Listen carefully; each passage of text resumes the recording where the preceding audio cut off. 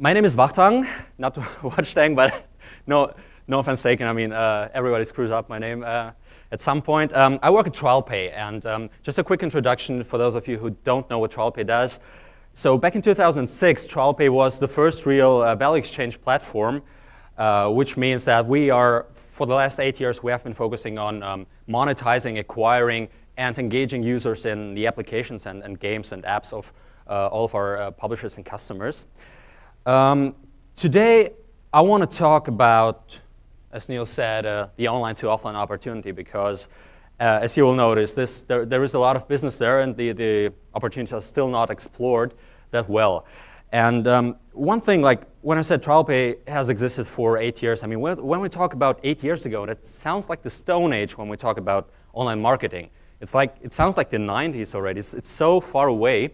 I was thinking how online, how the internet, how all the technologies are changing our lives, like changing the ways that we think, the ways we interact with each other. One example, for example, if you talk about friends, like a couple of years ago when you said how many friends do you have, people said like, I don't know, 5, 10. Now we say like 389 on Facebook, and it's counting. So the technologies around us are changing the way we speak, the way we use the words. And one of them is, for example, the term shopping. So this is a picture I took at a mall in San Francisco a couple of days ago. And I actually went shopping. And like 3 years ago, maybe, when I went to buy some shoes to a mall, I said I was shopping. And today, people refer to this as to so-called offline shopping. You know, you have the terms online shopping and offline shopping. Now, offline sounds like the 90s. It sounds like, oh my God, who does this? Who does offline shopping? But the fact is that offline shopping is still the huge, like the biggest market to spend the money at. And I'm sure most of you still buy offline food and offline coffee in the morning and some offline gas for your car. And this is where we spend our salaries and incentives and whatever we have, all our savings. And the question today is, how is it possible to tap into this huge market where people are still spending the money? Because it's obviously still not online. It's not going to be for the next couple of years. And I want to show you some examples how tech companies from the US and from Germany are tackling this opportunity, and how they want to create a bridge between online and offline. So the main question is, why should a Heineken place billboards all over the town where they can only reach like a couple of thousand impressions when they can tackle millions of players who are playing somewhere near a pub or a bar where you can buy the beer or buy some kind of offline product that you're advertising for. And today I want to show you some examples how companies are trying to close the gap between online and offline. We call it O2O, online to offline. And then, if we still have time, just to see how you guys have been, if you guys have been focusing on this topic and how you tackle this. Just a quick question, are developers here in the room, like app developers or something? Well, quite a few guys, okay, cool. Okay, let's start. I want to show you some examples. So, the first three, the one on the left is called Keep. I'm not sure if you heard about this. It's a pretty popular company now. So these guys are focusing on the following. They are engaging users online or in a mobile app, for example, and they give them offline rewards for that. For example, let's take some Nike jogging app. There are tons of these apps now. And when you run a 10K and you finish your 10K and you have this app in usage, then there's a pop-up which says, hey, great, you did it, you're at the finish line, you finished the 10K, here's your reward. And the reward could be an offline thing like a bottle of fitness water, which is promoting right now, or some kind of discount for shorts or something else.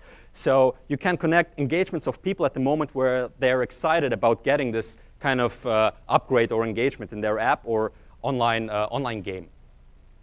So this is like online activities and offline rewards. The guys at Shopkick in the middle, what they do is kind of the reverse thing. So they give a kind of virtual currency, which is called kicks, for people who are engaging offline. So people walk into a store and they have different ways of tracking it, which is pretty cool. It's based on sound waves and audio technology, which cannot be heard. And person walks into a store with the app in the pocket, and the app determines a sound wave from the music system of the store, and it knows what store you're at. And for entering the store, you get some kicks. And if you scan barcodes or if you scan QR codes of different articles or items in the store, or if you even purchase these, you gather more and more kicks, and then you get this virtual currency called kicks, which you can redeem for online rewards like vouchers or gift cards or something else. So kind of the reverse thing, you do something offline and you get an online reward for that.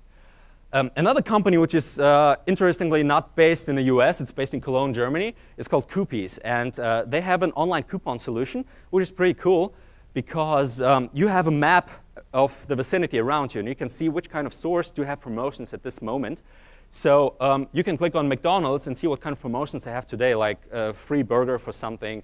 And you can save this voucher on your phone, or you can register for this voucher. And when you go to the McDonald's, you can redeem it offline. It works through NFC, or you can actually scan the barcode of the app. So different ways. But this is like how people from the mobile are getting engaged in the offline world and can redeem vouchers in this case. The next one is based on the technology called iBeacon. I'm not sure, has anybody heard about this before? iBeacon? Okay, cool. So this is coming. So this is still in the US, and this was invented by Apple. And the guys are enrolling this technology in their Apple stores for now. This technology is based on Bluetooth Low Energy, and these are tiny devices which consume almost no energy. They are based in different locations in the store, and they can determine the distance of a person with a Bluetooth device, like a phone, within 30 meters, I think 10, 15, and 2 meters. So these devices know where the person is walking. Like, for example, if you're walking through a store, it can track what kind of paths you're walking through, which gives a lot of analytics and data to evaluate how the store design can be maybe changed just to optimize this. And there is a company called the Tab Lab who created a game which is based on this technology, which is using and leveraging this technology, which is called Tiny Tycoons, where you can actually walk into offline stores or offline locations, and you can buy them. So you can actually own a Starbucks around the corner. And in this case, there is a pop-up which says you just walked into a Starbucks, and it gives you a pop-up saying, this Starbucks is already owned by Edwardville. Do you want to purchase it for $160,000, which is, of course, the virtual currency. So this technology is still in the future, but this is coming, and this is working already. So I'm already excited to see what they can do with this technology in Europe especially. Next one, Google Glass. Are there people in this room who actually tried out the Google Glass so far? Wow, one person. Beautiful. OK, two. Great. I was so excited about this, but I think the beta phase is only for Americans as far as I know, so I didn't even have a chance to sign up. The company called Glue is something, a company probably all of you know. It's a huge mobile gaming company. And these guys created an app called Spillista. Of course, I didn't have a chance to try it out myself, and I read a lot about it, so I'll try to explain what they actually do. So this app is specifically for the platform Google Glass, which is actually a platform. And in this app, you can create quizzes, or you can create some riddles or puzzles for people. It's a social game, basically. And you can share this. So you can, like, the Google Glass can visualize things. You can take pictures. You can take sounds. And you create basically a quiz or a riddle, which you can share with your friends, and they can try to solve it afterwards, which is pretty cool. But of course, this is still in the future, and I hope we can all start trying this maybe next year, hopefully. Another guys who you probably heard of are also connected to Google. So the company Niantic, which is part of Google, it's a studio which belongs to Google. They create a game called Ingress, and this is there is a term called augmented reality (AR), which is probably going to be the buzzword in the next couple of years. This game is connected to the real world, but like if you walk through the real world and you look at the app, you don't see exactly what you see in real life. So you might be looking at a McDonald's, but this is an ammunition depot of the enemy or something. So in this game, you have two factions who are fighting for world domination, which might be probably the Google Spark in this game. And so this technology does not leverage e-commerce right now. But there is obviously strong connection of online and offline, and I'm very excited about how advertisers are gonna try to use that to advertise for their products in the future. They don't do right now, as far as I know. Another thing is My Vegas, which is a pretty exciting thing from the company called Play Studios, which is an awesome gaming company. So what they did is creating a casino game, which is called My Vegas, where you can collect loyalty points in the game, and you can redeem these points in Las Vegas, actually. So this is all tied to Las Vegas and different locations there. So you can redeem a couple of thousand or millions of loyalty points to get a free night at the Mirage, for example, or get some free drinks, which is pretty exciting because what MGM is trying to do here, who are sponsoring this, is if a person gets a free night at Las Vegas, they might want to go there and take a friend, and if they don't spend money on the room, they're going to spend the money elsewhere probably. So this is pretty cool. Of course, for Europeans, it's maybe less interesting, but the idea itself is very exciting, and I think it can be leveraged and it can be used in different ways to make local-based deals and exclusive deals, like in this case. Next one is pretty similar. So the company called CrowdStar created a game. It's called Covet Fashion. And in this game, you have actually items and clothes from the real world, from different fashion designers. And you can create a character and dress up in your own style, in your own fashion. And then people can vote and say, oh, I like this fashion, I like this kind of bag, and how it matches the colors and everything. And in the end, the person who has the highest score can win one of the items which have been equipped, like which the characters have been equipped with. Like in this case, this Kashimi bag, which is a real-world item, which has been advertised in this game. And a person won this, and it was a huge advertising success because many people saw this and congratulated and everything. So this is also a way to engage with offline products in a mobile game. And last but not least, this is something that TrialPay has invented 1.5 to 2 years ago. So it was a company called Yup, which we founded back in the days. Now it belongs to coupons.com. And the basic idea was the following. Oh, I'm sorry, I was a little fast. The basic idea was the following. So we have mobile and web game publishers who are using our offer wall to monetize the games.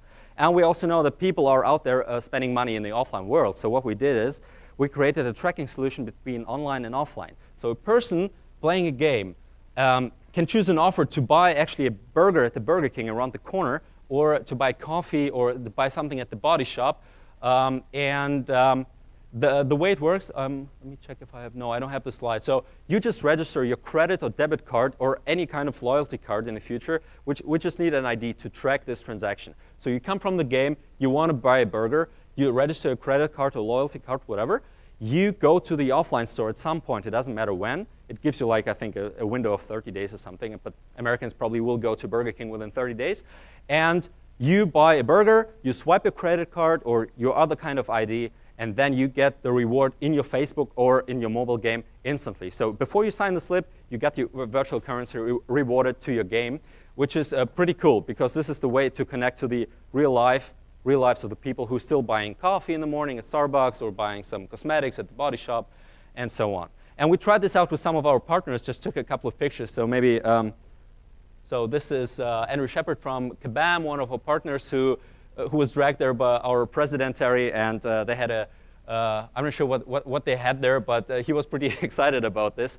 There is Kurt Burton from PopCap, and we have some of our colleagues in the US who tried out this solution as well. So it is quite a big market, and our partners are very happy about it because we can tap into it, we can send people out there and spend money in the real world and still get rewarded online. The main point here is, I mean, e-commerce is growing, no question about it. But the main thing is, like, even if we take a look at the offline purchases which are originating online, for example, you want to buy a vacuum cleaner, you still go to the store, you Google it, you take a look at the how people think about it and everything. So you're still getting your opinion elsewhere online. You go offline and purchase it there. And these online originating purchases in the offline world are still 4 times the revenue that just normal e-commerce does at this moment. And we should make sure just to recognize this and take advantage of different technologies that enable us to tap into the offline and try to make some money from the people who are actually going to spend it anyway, like ourselves. Yeah, so there are many brands, and you should also think about, like, the fact that mobile actually controls the digital attention. It's a tiny device, you carry it with you, and you can put the brands really effectively, especially the offline brands, which you can advertise very, very well, and the customer's going to be happy. They're still going to spend money at these shops at some point, and you're going to be happy as well because you're going to be paid for loyal customers, and really cool engagement. That was actually it, Neil. Was I too fast this time? Cool. Yeah, my question to you guys is, has any of you ever tried something similar, or have you ever heard of similar solutions, or how are you actually engaging this topic of tapping into the offline?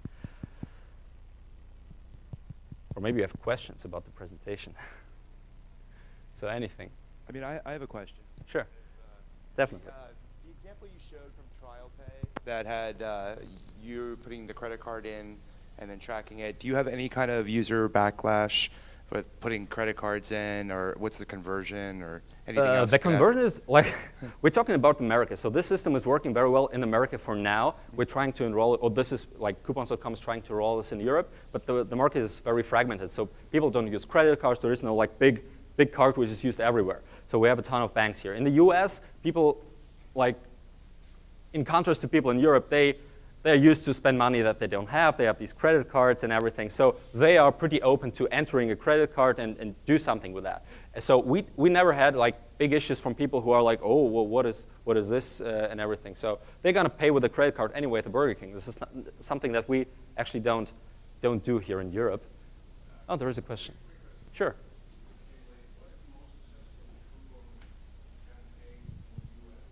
What is the most popular or most successful coupon game campaign? If you name 2, 3 hugely successful coupon, maybe I missed it, I missed the first slides, just so I know, which has actually proved that this actually works so brilliantly for these major brands, because I completely buy your logic that this should work and should be working. Yes. But if you name like the top 2, 3 in the US that has really done it and it's a huge success or something like that. So You're talking about coupons per se, or just? basically what you said, tapping into the offline. I saw the Burger King logo, the McDonald's logo, Subway, whatever you have there. Yes. Have any of these companies used games that you can play games, win coupons? So these companies here, if you take, for example, Yeah, Starbucks, Burger King, so these are partners that are actually using the TrialPay solution to, like, on the offer, we'll have a choice to buy a burger at the Burger King or buy a coffee at the Starbucks or something else. So we send users to these stores, the Gap, for example, Banana Republic, Body Shop. People are going to these stores from the mobile game to purchase something. So these advertisers do this. Okay, cool, thank you. You're welcome. Any other questions? Come on, there's got to be something in there. All right, over there.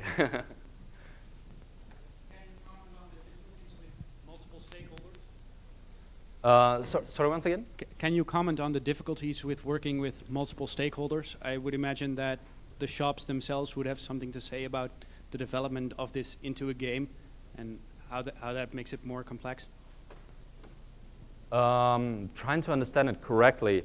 So you're saying if we came across a problem with a Starbucks who had a problem with mobile users coming to the store, or? I was saying, if all these brands have, do they have influence on the game itself? Because they're a stakeholder now. Because in this case, no. So we have a deal with these brands. They want to advertise like purchases offline, and we do that for them.